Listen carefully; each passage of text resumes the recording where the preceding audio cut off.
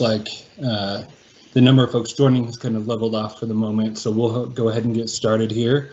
Just again, for those who joined since my last remarks, my name is Zach Mendez. I am with the Denver Department of Transportation and Infrastructure. I am the city's Transportation Demand Management Program Lead, and have been leading this regulation effort through the process. Those of you who have been involved in some of the past webinars that we've done are pretty familiar with myself. But I also have with me today is my coworker Alana Miller. She's kind of behind the scenes. She'll be monitoring the Q&A box and flagging me as I go through what we're going to go through today, just in case I inadvertently skip over something or explain something too fast or not clearly. She can kind of flag me and say, hey, hold up, let's go back and talk through that. So just a quick orientation for today, which I guess I already kind of started. Please feel free to utilize that Q&A box on the side of your screen. Alana will be monitoring that. Live feed videos, that reminds me I didn't turn my camera on, apologies. Let's see if I can get myself on there while I talk.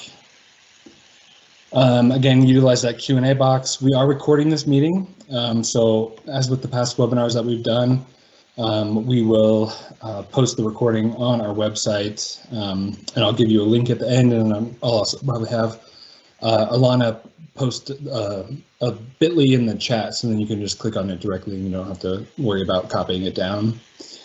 And then today's agenda, we'll cover the regulation quickly. As a reminder, this is kind of like a part two, if you will, of the webinar that we gave.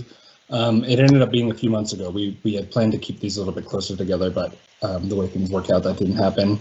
But this is almost a part two to that first webinar where we really talked through what the regulation, what we were proposing.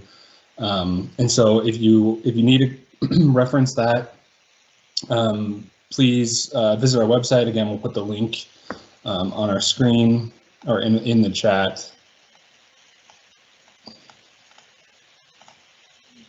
Okay, making sure I have my friendly face here for you. We really talked through that about a couple months ago. We'll touch on that regulation again today, just to remind you kind of where things are, remind you of how this fits into the existing development review process, give you an overall timeline, and then what we'll spend the bulk of today on is really moving through the tool that we've created to create TDM plans and giving you a tutorial on that. And so in that tutorial, we'll walk through 3 different examples. The first one will be pretty detailed. We'll go through kind of everything because it'll be your first time seeing the spreadsheet and kind of walking through it. And then the 2 after that will really be to just demonstrate how the regulation shifts as you build different development types or you're building in different locations in the city. And so a reminder of what the regulation is. It's a citywide regulation, or what we're proposing the regulation to be, I should say, right? There's no regulation adopted yet. It's it's being proposed. And it's a citywide regulation for all new development. It goes through it's tied to the site development plan review process, as well as that LDR process, so that large development review process. We tie it into both of those. It is going through as ordinance and rules and regulations, and so you may have seen that the ordinance passed, but the rules and regulations have not passed. So I'll talk through the timeline for those in just a minute here and explain to you the difference between those two. And the whole goal of this program or this regulation would be to have developments achieve a specified single occupancy vehicle or SOV rate that is lower than that SOV rate that we're currently seeing in each of the neighborhood contexts. And you do that through implementation of TDM strategies, which we'll walk through. What that reduction is, right? It's not a flat 2%, 5% reduction. It's not flat across anything. It varies based on your development type, right? So simplified into these categories down here: office, commercial, industrial, residential. The size of the development, which you can see here, shaking out into 3 different tiers. Your location in the city based on the blueprint context, or the neighborhood context from blueprint, excuse me, as well as your proximity to transit options. And so when we say transit options, we mean high frequency transit options. So think Colfax, Federal, corridors like that have pretty good service. An overview of the development review process. We did talk about this during our last webinar as well. I'm not going to go through each of the boxes. The main story here for you all is that this merges in with our existing development review process. There's not a new review process that you need to go through. It just merges right into the existing review process that you go through already with when you submit a site plan to the city. So it'll just be kind of part of that package. The city will distribute it as it normally does. It'll be reviewed by our DOTI development review folks, who typically review your transportation submittals, and it just goes through the process as normal. On the back end, kind of the construction side, same thing. So if you're building any infrastructure that's related to the TDM program, it'll be noted on your building permit set. It'll be checked as a regular inspection item. There's no new inspection that you need to do. There's nothing extra there. You have the items installed, you get your CO, you don't, and you don't get a CO. And so the main difference comes kind of on the back end, post-occupancy, where we need to verify your strategies, or we're doing that annual reporting. And we're trying to make that as simple as possible for you all, but also, make sure that we're getting some good data so we understand how the program's working. A quick timeline. So about 2 weeks ago, an ordinance was approved by City Council, a TDM ordinance, and so you've probably seen maybe some of that floating around in the news. I've seen a couple of things on like LinkedIn and things like that about how the city has approved a TDM ordinance, and that ordinance is really light. I would say it really enables DOTI as well as our partners in CPD, Community Planning and Development, to enact rules and regulations for TDM. So the ordinance itself didn't do much except, I shouldn't say that, right? It's a big thing to allow us to enact rules and regulations, but there were no specifics or details within the regulation or within that ordinance that pertain to what exactly needs to be going on. They allow DOTI and CPD to enact rules and regulations, and so we're currently moving through the rules and regulations adoption process. It's been set for publishing to be kind of notify the public that there's a public hearing coming up for it. That public hearing is scheduled for May 21st. Again, the details of this are on our website. And Alana, if you just want to throw that link into the chat right now for folks, just so they have that. We just have a simple bit.ly, but all that information is on the website, and so you can access it there. But there will be a public hearing on May 21st. And then, based on this timeline, we're anticipating a start date of June 1st. That would be ideal, kind of like a clean, beginning of the month start date. We'll let you know if that changes. We'll post changes to the website. I don't believe June 1st is posted on the website just because it is kind of an anticipated start date. But as soon as we start to narrow that in, we'll make sure that that's posted on the website as well. And then this is our contact information. I saw Alana just posted that in the chat, so I won't dwell on this. It's in the chat, but feel free to visit our website. There's a bunch of information on there. Feel free to email us if you have any questions. I'm happy to go through there. So with that, give me a moment here while I move us into the tutorial.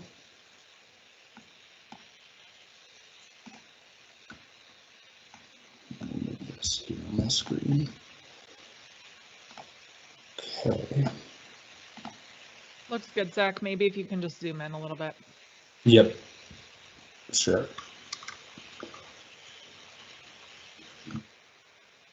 Okay. So again, now we're moving kind of into the tutorial phase, if you will, of this program. Let me see if I can. Sorry, I'm just seeing how it's showing up on folks' screens, and I just want to see if I can do anything there. That's maybe good. Okay. Sorry about that. Okay, so we're moving into the tutorial phase of this presentation. Again, showing you this tool that will require folks to utilize in order to create their TDM plans. What this tool does is it creates a standardized output. And so that will really help our development reviewers be really familiar with that output, right? We'll tell them exactly what they need to check. They'll become super familiar because it'll be attached to every site plan that comes through the city. And they'll, it helps minimize and kind of expedite or expedite, that review of this new document, right? So the whole goal here is to not slow down your process at all by having this cumbersome TDM review. The point is to have a lot of this kind of built in and have a simple output that our reviewers can utilize and hopefully help you all as well. Have just a simple tool to use to create your TDM plans, and it doesn't have to become a big cumbersome task for you. And so this tool will be, it's not posted on the website yet. There's still some tweaks that need to be made to it, but it's almost finalized. It's finalized enough to show you exactly what it's doing, but we haven't posted it yet. But it will look like this. When you open the document, it will be posted on the website. I think it'll probably be posted on the SDP website as well, if you're familiar with that site, where it shows you kind of all the requirements that are required to be submitted with your SDP. We'll get it posted there. But when you open this spreadsheet, it will bring you into this welcome page. And this is just basically instructions of step 1, step 2, step 3, basically what we're going to cover today. So I won't go through this in detail, but it is going to be here for you when you don't have me in front of you talking about it. So hopefully this serves as a helpful reminder when you actually are moving through your first development or SDP that has a TDM requirement. So we'll go ahead and click start, and we end up on this page. And let me just pull up my notes here so make sure I'm hitting on everything that we want to make sure we're relaying to you. 1 second. Great. Okay, so this first page is all of your project information, and you can see, up top, right? You can fill these in. These are grayed out right now because they rely on some of the inputs, and so this whole spreadsheet is based on these inputs that you put in throughout this page. And so just a really important page, make sure that it's matching your SDP plan or your SDP submittal, because we'll kind of be cross-referencing these and making sure. Obviously, the project name and project address don't have much to do with our review. It's more of just like checking that we're reviewing the right one. It didn't get attached to the wrong file or whatever the case may be, technology, I don't know. But so this is literally what we'll do right now is we'll just walk through an example. So we'll just use this simple stuff right now, go 204. So let's walk through an actual development though. So let me pull up this map. So you're doing your development. It's at 123 Main Street. You come in here. What's my blueprint context? So we have a link to a map here, which I realize you can't see, unfortunately. It's a little cumbersome with this Teams Live. I apologize. Let me see if I can just share my screen. That's probably better.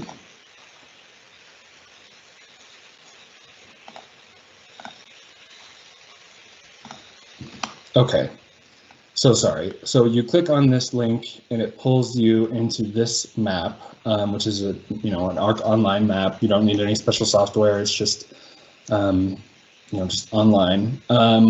We'll pick a random location in the city. Let's say, maybe we'll just zoom in here.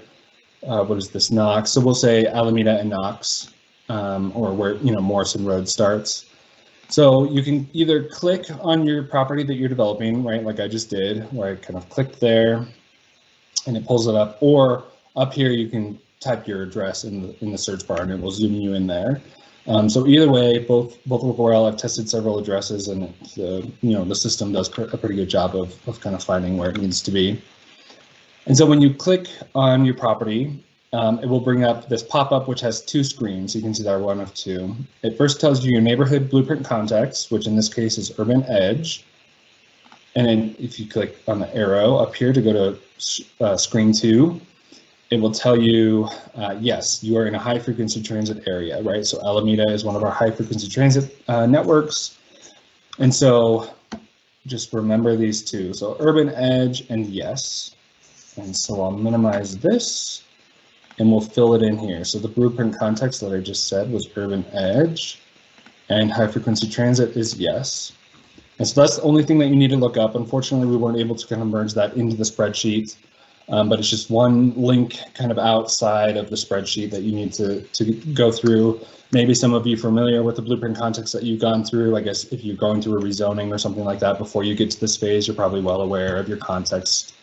But for those who aren't, there will be this link to the map there where you can find both of these pieces of information.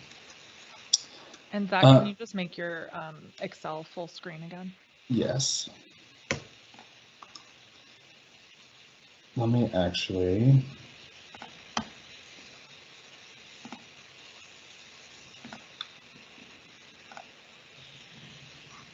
I'm gonna do it like this again. Sorry, apologies. These are the things that you don't realize until you're in this live event that don't work well.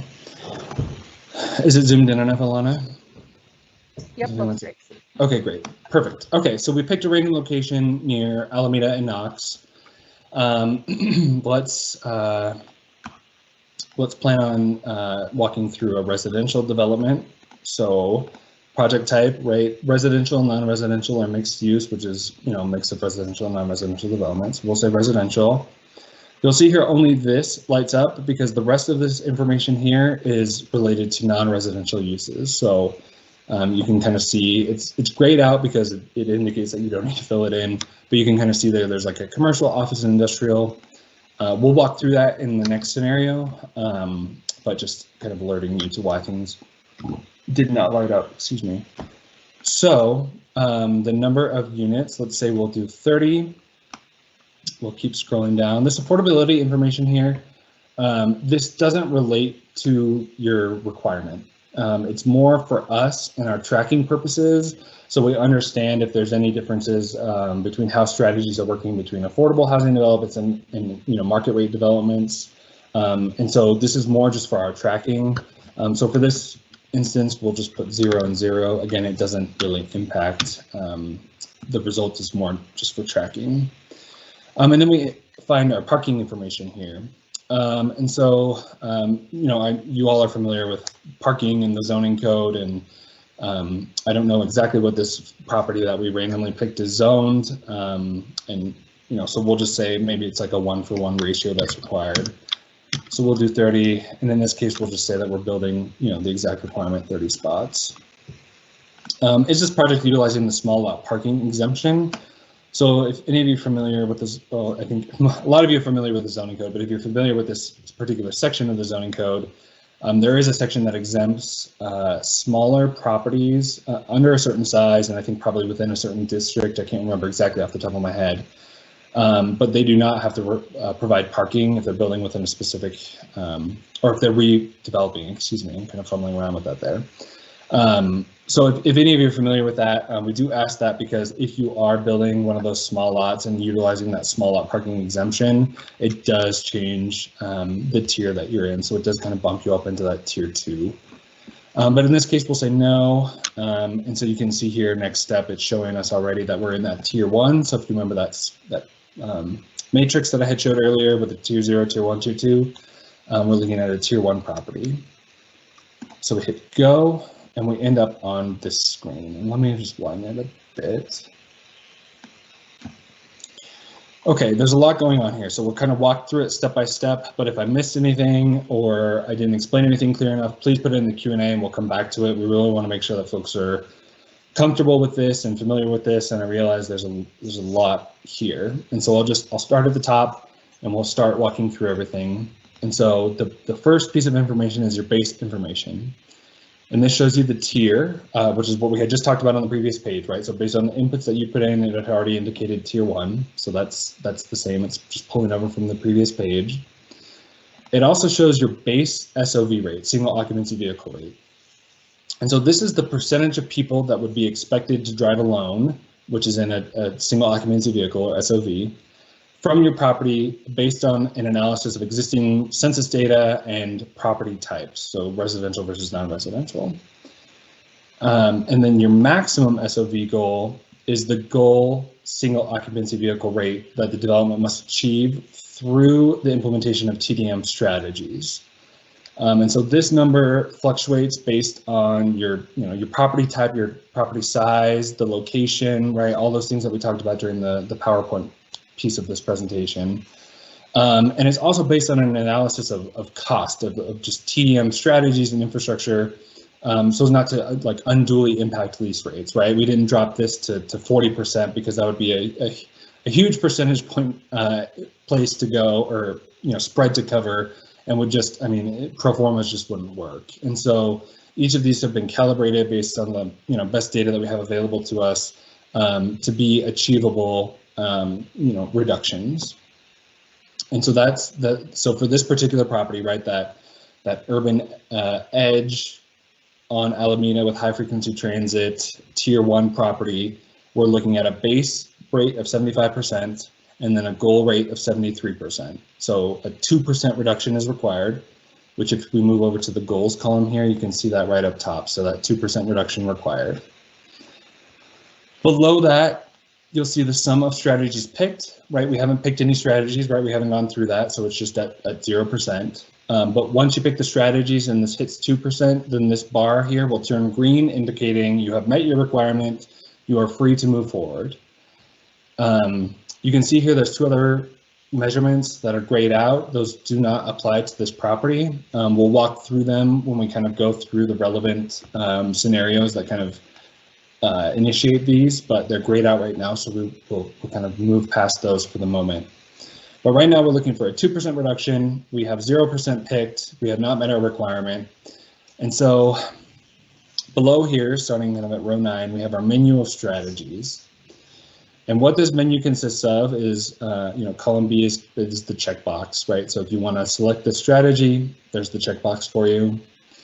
It describes the strategy type. So there's programmatic strategies and then there's infrastructure strategies. Programmatic strategies are more programs, right? So what the name implies, they're programs that kind of require some maintenance throughout time and some monitoring. And so what this can look like is exactly what's highlighted here, perhaps providing folks with an eco pass or some sort of subsidized transit pass. It could mean providing folks credits so they can use the scooters and e-bikes that are all around the city. It could mean providing a credit for a car share company that has a location either in your building or nearby, something like that. Providing those people those programs versus infrastructure, which is exactly what it sounds like, something built in, not necessarily to the building, right? Because this infrastructure element that I'm kind of highlighting here is a transit stop or station investment. So you're investing in something outside of your building, but that benefits your building. But it could also be infrastructure inside your building.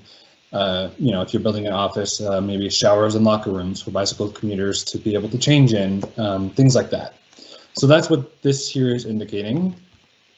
Then we have what the TDM measure is called, and what we should really change this to is TDM strategy, right? This is the actual strategy, the name of it. The reduction, so this is the single occupancy vehicle rate reduction that each of these measures or strategies has tied to it. And so these reductions are based on existing data that we have from buildings that have implemented these strategies, within their developments. And so these are based on real data. And so that's the reduction that we're looking at. Visitor points, this comes into play with commercial properties. And so I think either the next one or the following one will talk about commercial. So we'll go through that there, but essentially it's just accounting for the visitor trips that are pulled into commercial properties. And there's just a modest goal of making sure that we're accounting for this. And so we'll talk about that when we get there in one of the next scenarios. And then we have our notes. And so this is, where we've kind of given you a little bit more detail or described exactly what this TDM strategy requires. And so some of the strategies are pretty straightforward, right? Subsidized transit passes, 100% subsidized. Okay, so you're fully subsidizing someone's transit pass. That's pretty straightforward. But then some of them require a little bit more explanation. So let's take this one, for example, bicyclist support shared amenities. What does that mean?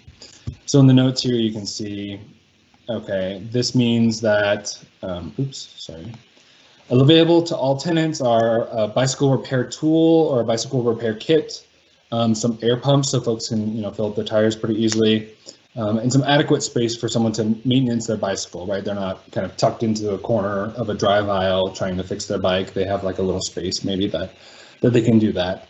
And so that, that just is what the notes are. They give you a little bit more explanation where needed, or just clarify any pieces of information.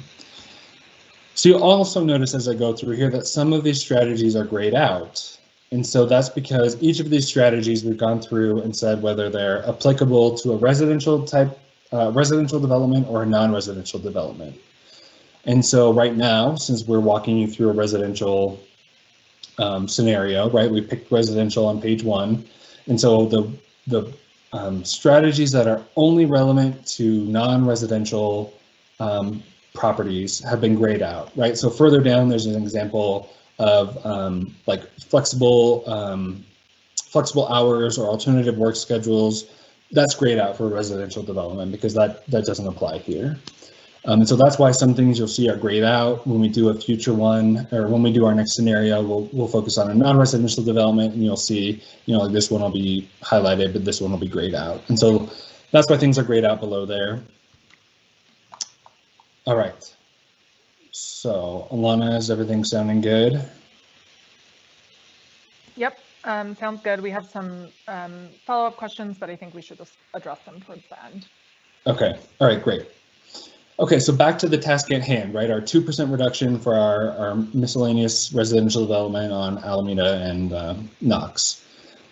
So Alameda and Knox, there's some pretty good transit there, right? There's the 3 and the 4, connects you to the light rail stations. And so, but maybe the bus stop in front of your property is just a pole in the ground and you want to kind of spruce that up and make it more attractive for folks. So we'll pick this transit station stop investment. I'll highlight that there. So you can see when we select that, there's a 0.5%, and you can see that is right there now. So I only have 1.5% left to go. I should also mention, I'm sure you've already noticed this, but just for the sake of clarifying, you can see that we kind of have things grouped a bit. So we have some transit strategies grouped together, some bicycle and pedestrian strategies grouped together, parking and car share strategies, and then what we're calling supportive strategies. These are more, I'll say miscellaneous, but they don't necessarily tie themselves to a particular mode of transportation. They're more either like holistic or, joining a TMA in the area, things like that. And so we do have them grouped a little bit. So, if you're coming in and you're like, my property has great access to transit, let me just focus on these transit strategies. Or if you're coming in and you're saying, I don't have good access to transit, let me focus more on the bicycle and pedestrian strategies. We tried to group them together. So it's easier for you to look at, things either that you're familiar with doing on other properties or that you feel are more appropriate for the property that you're looking at. And again, right, like as this is demonstrating, totally customizable. You can choose what you're comfortable with, what you're familiar with, what you think is going to work best for your tenant mix, your clientele, whatever the case may be. As long as this bar turns green, right, in this case, you're good to go.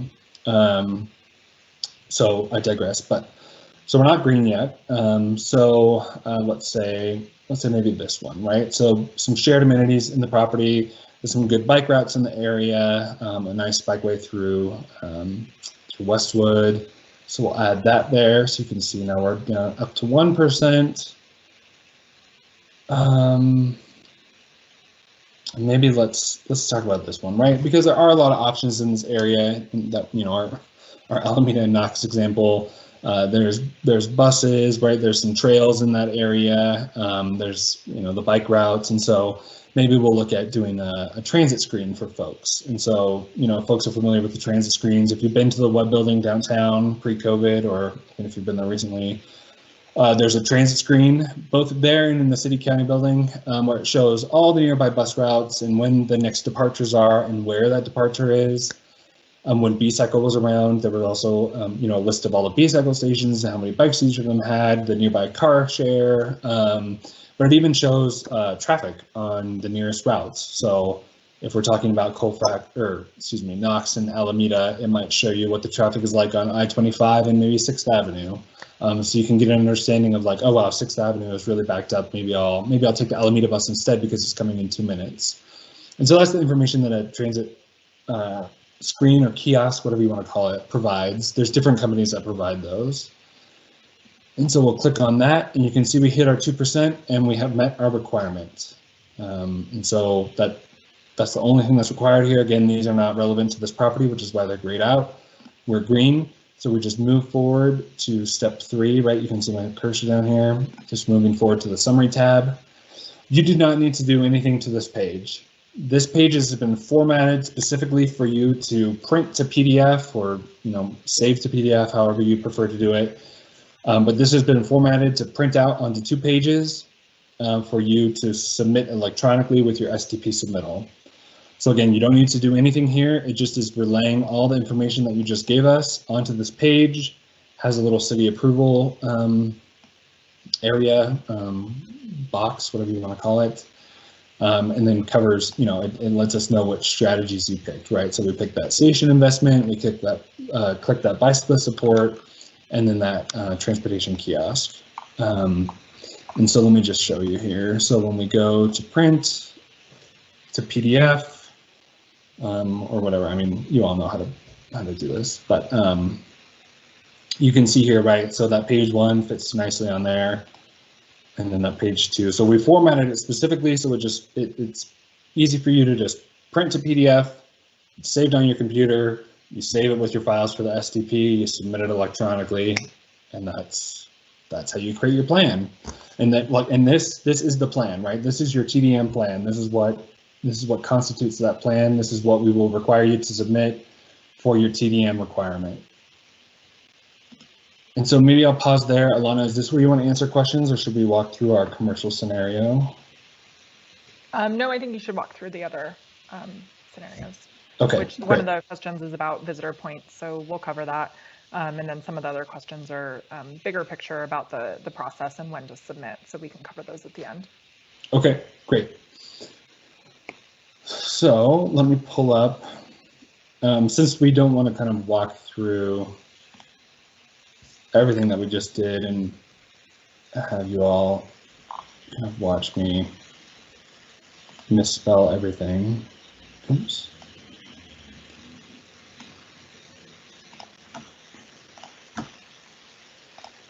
Sorry, 1 second here. This one. Great.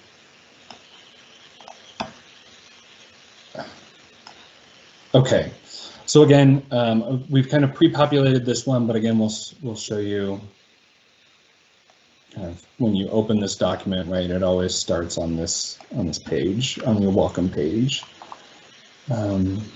So you can click start. You can also just click through the strategies down here. We just kind of wanted to make it flowing for folks, so I'll just click start, but you could also click it down here. Again, I pre-populated this one just so you don't have to watch me type everything in again and walk through everything specifically. But in this case, I picked a random location, 64th and Tower, kind of out by the airport, right?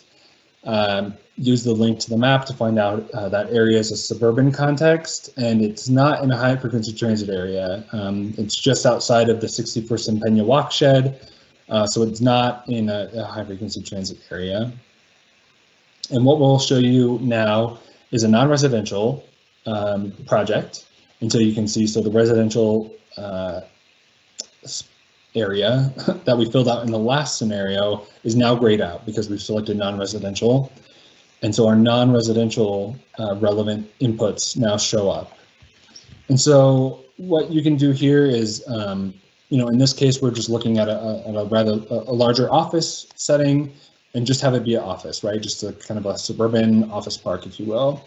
But if you're doing something that maybe has offices above and some commercial, retail space below, or a coffee shop, right? You just add that in here. It adds it up for you, and you just kind of add as you wish, right? You're just developing a warehouse. You delete this, and you just put your 200,000 square foot or whatever industrial space in there. So it's kind of all grouped together in non-residential, and so in this case we're doing 180,000 square foot office. This proposed land use is just an open field, and so in this case just simple office. If you're doing anything different, feel free to be as detailed as you like, right? So I know in many cases when you're moving through the development process, sometimes you don't know what the proposed land use might be, especially if you're building an office building and you just have some retail space below. It might just be open leasable space and you can just put retail. But maybe you do know, right? In some cases, you have a specific tenant in mind or someone that you're contracting with. You know it's going to be a coffee shop or a fast food restaurant or whatever the case may be. Feel free to put that detail in here. Again, it's just for our tracking, so we kind of understand how all these details are working out on the back end. But this is an open field for you to kind of be more specific if you have those details.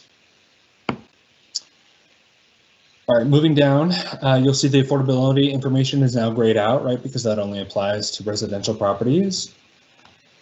The parking information is still here. So again, I've just guessed at, some parking ratios. I think for this one, I anticipated like maybe one space per 500 square feet. It's all reliant on the zoning. You all know this. And in this case, let's say we're going to overpark it a bit. It's in a suburban setting. Your financiers are kind of interested in ensuring that there's a little bit more parking. And so we'll go to the next tab. And so again, we've kind of pre-filled this out for you, but again, you can see how that base and maximum SRE rate is different from the previous scenario, right? Because we have different inputs and we have different areas and we're building something different. And so your reduction here is a 9% reduction. Again, I've clicked some strategies on, and so, I won't necessarily walk through those right now, but just I've clicked enough so that we're meeting this goal here. And then in this case, because we're a tier 2 property, right? Our last scenario, the residential on Knox, was a tier 1. So this programmatic strategy did not apply. Now that we're in tier 2, this programmatic strategy applies. And all it requires is just that there's one programmatic strategy selected. And so you just need to select one of these strategies that says programmatic next to it. And so in this case, right, 3 of the strategies that I picked happen to be programmatic, so we've exceeded the requirement. But for your purposes, if you're trying to only pick one, or maybe you need one, right, it's detailed here for you. I did pick, right, like I don't want to go through it right now because I know there's a lot of questions, but we did kind of pick strategies that made sense for kind of this like example scenario that we have. And so you can see it's probably not hard for many properties to be able to reach that goal of having at least one programmatic strategy. But in this case, we'll click next, right? And then here we are at the summary page, print to PDF, you're done. And so Alana, do you want me to go through the last scenario? I think I probably should, just because it shows the mixed use and the commercial. Yep. Perfect. But I'll go through it relatively quickly because I want to make sure we answer your questions, and I just noticed the time. And I've probably been blabbing a little too much.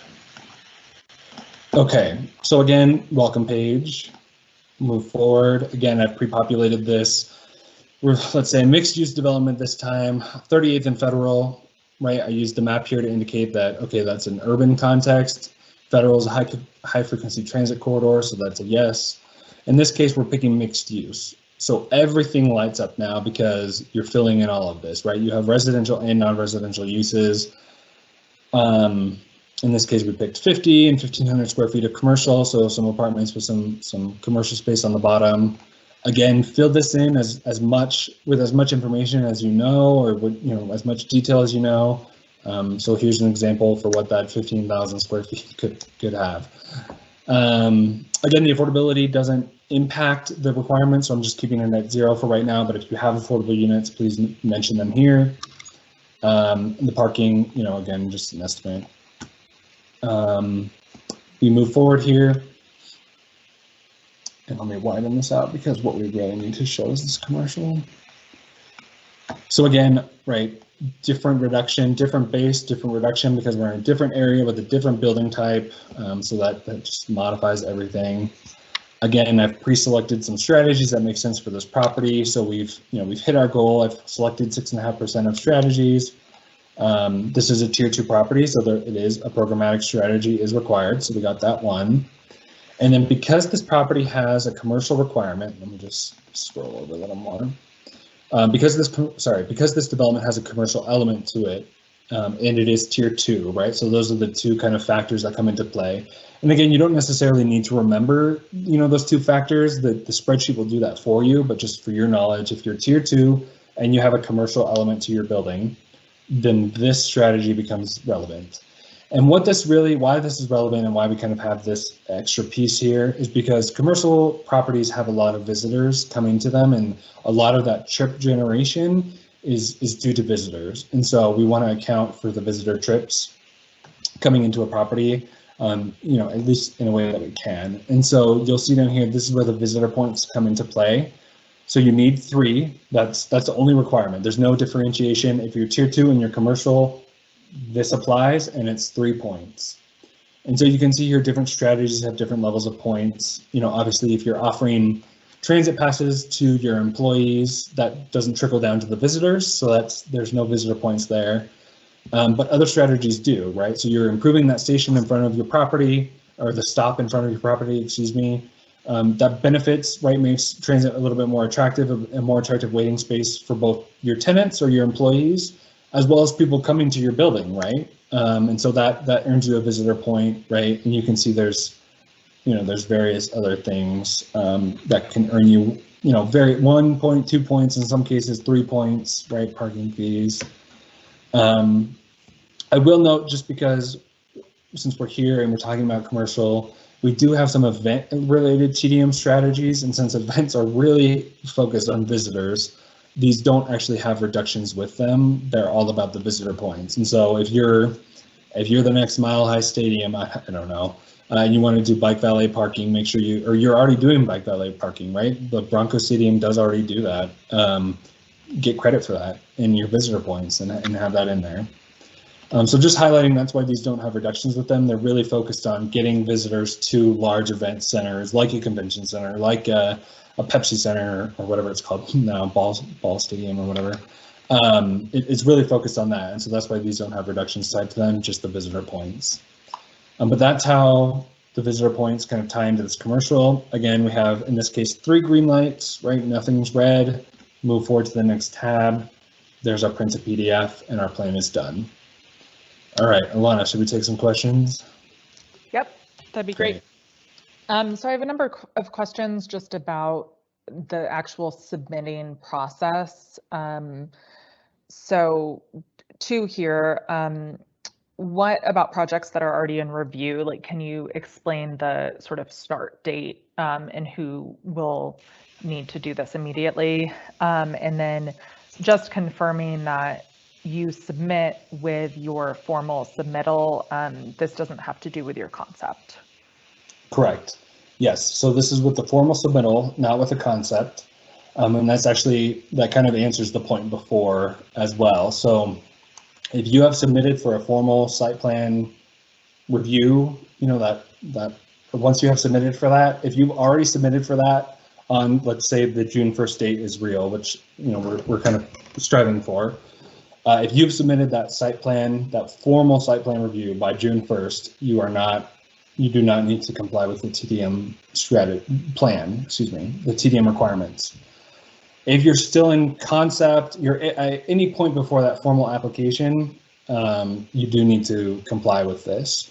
And so I'm actually going to be working with the transportation review folks to start adding a note to the concept reviews, because I know for some folks, concept might take a long time, for some folks it might not, but we at least want to be letting folks know that, if we're looking at a June 1st date, right, we're about a month out, we want to start letting folks know, like, hey, this could be a requirement, because what we don't want is someone to submit move from concept into formal submittal on June 2nd and be like, wait, no one ever told me about this. And, so I'm going to be working with our review folks to start adding that as a concept, the notes that you get, just so we can also start getting it in front of people that way as well, just for clarification.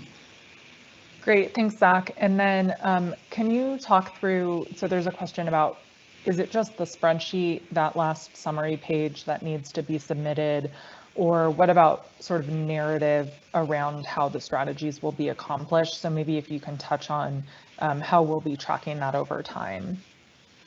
Yeah, so the only submittal requirement is that last summary page.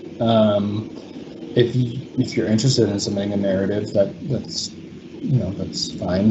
But what our development review folks will be trained to do is to review that the summary page. And so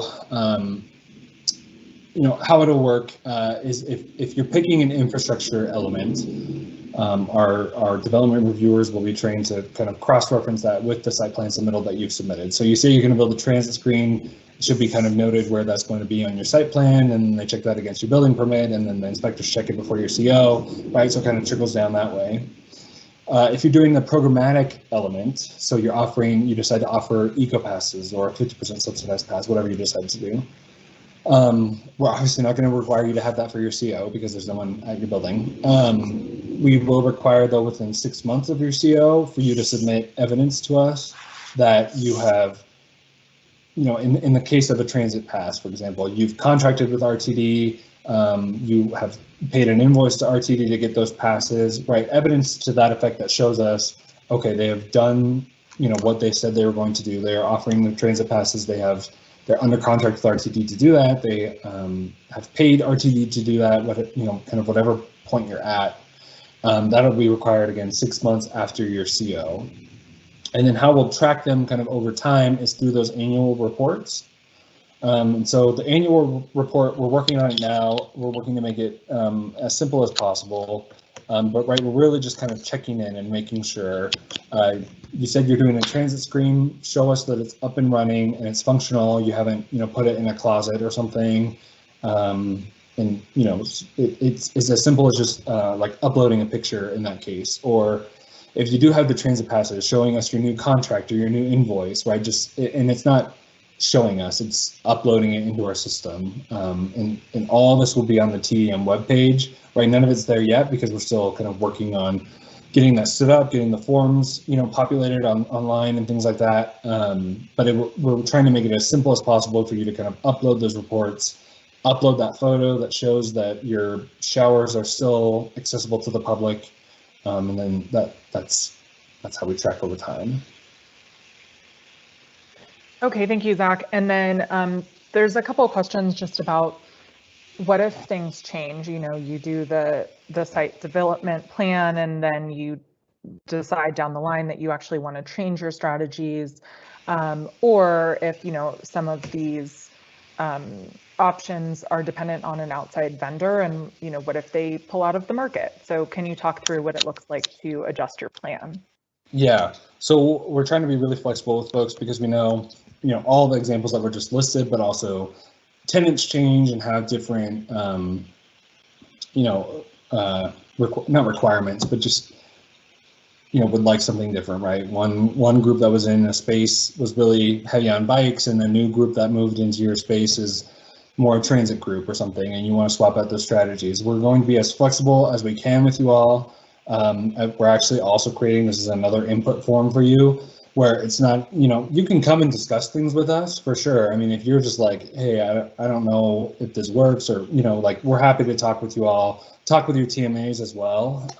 If you're in an area, the Transportation Management Associations, talk to them as well. But if I need to swap out this bike strategy for a transit strategy or whatever the case may be, we'll have a form. You just fill it out. I think it just says, like, you need to tell us the strategy that you're kind of taking off of your TDM plan and then what you're replacing it with, and then you just submit that to us.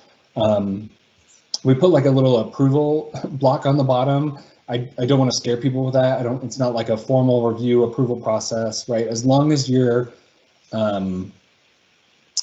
making up, right? So if the strategy that you're taking off is a 2% reduction, as long as you're adding enough strategies back in to make up that 2% that you're taking off, then you're in good shape. And so the approval box is more for just like, the city has acknowledged this is happening, and we file it in your plan, and or kind of with the TDM plan, and it's just kind of like future proofing it, so someone 10 years down the line isn't like, why do you have different strategies? It'll be kind of documented there. So that's how we'll handle that, and you can do that at any time. You don't have to prove to us that a tenant moved out or a strategy isn't working. Just if you feel like you need to make a change, you can just fill out that form and change your strategies, as long as you're meeting that reduction that you're taking away. That makes sense. Great. And then can you talk about the large development review? So how can strategies work across multiple buildings at one site? Yeah, so the LDR review, right? So what we just walked through is really more for the SDP process. I mean, we can, if you're coming through an LDR, we'll probably use this form to understand about what your reductions will be. But the LDR, just like the whole LDR process, right? It's really about analyzing what's best for your property. And so if you have like a super integrated property where you're the singular developer and you're going to develop everything, and in that that scenario, we would probably encourage you to see if there's any way that you could leverage kind of all the income from all those buildings to have a singular, maybe not a singular, right? I shouldn't say that, but like a TDM strategy that kind of is able to touch all of your buildings. So I think the best example that I can think of is maybe a large development or redevelopment site in which it has several buildings. You're the sole developer, and you kind of leverage that whole property to operate a shuttle that kind of moves through the property and connects to a light rail station or something like that. But in some cases, we understand that an LDR might be just getting a property ready to subdivide and sell off and develop in individual parcels and properties. And so what we'll do through that LDR process is just kind of work with you through that to understand what works best for your property. And so in some cases, the LDR might just say it doesn't make sense for something to be done LDR wide. It'll just happen site plan by site plan. And then, as you kind of pass on the now subdivided land or whatever you're doing to the land to the actual developers, then they'll be responsible when they do their individual site plan to do the TDM strategies, or do this form that we just walked through for their individual site, and there won't necessarily be anything for the LDR wide.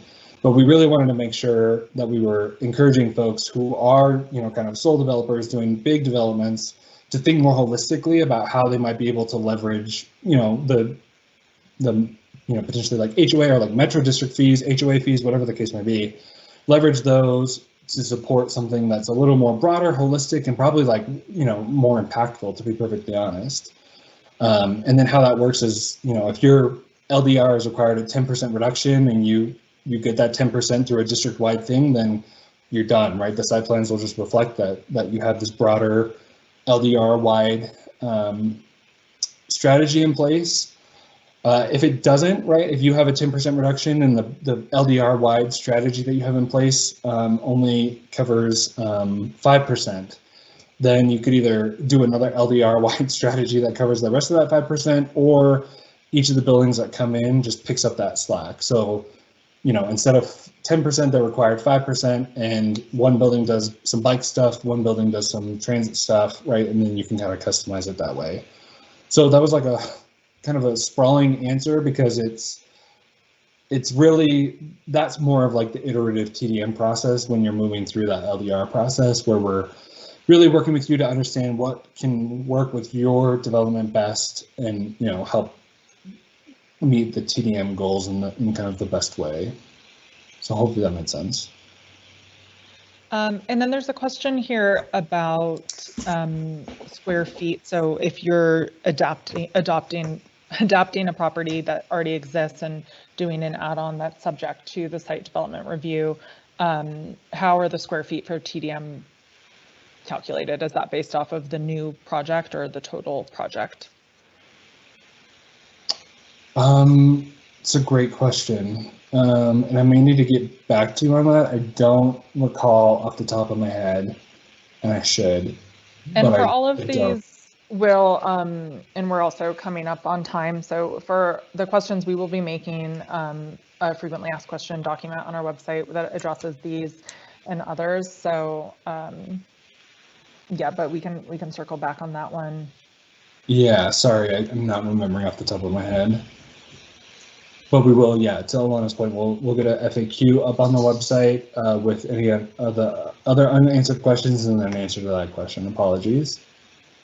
And then just a question sort of about enforcement. So, for the tier 2 properties, you'll need to show achievement of the goals over time. How do we do that? And what happens if the development is doing the strategies and the results aren't showing that what happens? Yeah, so for the tier 2 properties, there's that survey requirement, which now that I'm thinking back, may not have been mentioned kind of when we went through our quick overview of what we went through during the last webinar. But again, email if you have any more questions, or take a look at our website and the other webinars or presentations. But tier 2 does have a survey requirement every 2 years, and so that's how we'll measure the success of your programs. If you're not meeting that SOV rate, we have a really we have like a tiered process in place that's written into the rules and regulations. It's really focused on resolution, right? So it's not like you're not meeting it, we're going to start finding you, right? Because the whole point of this is not necessarily to be a new revenue source for the city or something like that. The whole point is to kind of help the city achieve its SOV goals, help move people more efficiently throughout our city.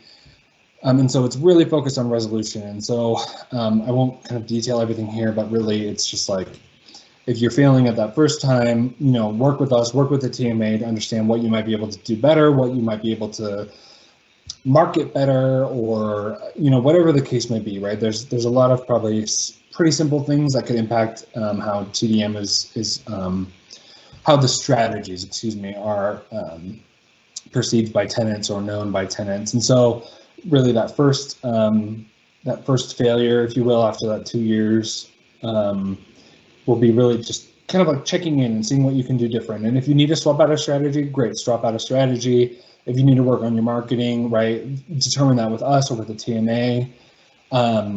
Then 2 years later, if you're still failing, then we will kind of prompt you to replace a strategy, right? So something's not working here. And we'll kind of look at your survey results and look at your strategies and see kind of what is the issue, and then kind of prompt you to swap something out. 2 years later, so now we're like 6 months or 6 years in, you're still failing. It's the same as that first failure. So make sure that you're marketing everything okay, make sure that things are outreaching okay. And then if it's 2 years after that, so potentially 8 years after you started not meeting that goal, is when fines start coming on the table. Again, we really don't want folks to get there. I would suspect that if after 8 years of failing, it's either because a strategy isn't working, right? So like we got our numbers wrong, in which case you won't be penalized, right? Because we would see that in other properties, right? So if you and every other property in that same context with that same strategy are failing, that's an indication to us that we got something wrong. And so we will fix, we will not, right? It's written into the rules and regulations. You can look that up if you want to see those details, but it's basically written in there that we cannot enforce against you if more than 4 properties, or I'm saying it wrong, but like if there's multiple properties failing, we cannot enforce against you, if that makes sense. And so it's built in to be really really focused on resolution, and then really ensuring that we're not penalizing you for our mistake, right? So then we'll fix things on our end, and then that's kind of it. So hopefully that answers the question. Again, reach out via our email if you have more questions about that specific piece, because it is a little complicated, just because we wanted to make sure it was really focused on resolution. It gets a little bit iterative, but it's because we don't just want to start slapping fines on something. We want to make sure that we're meeting our goals, and we're not unduly putting fines on you when it's something that can be fixed. So hopefully that helped.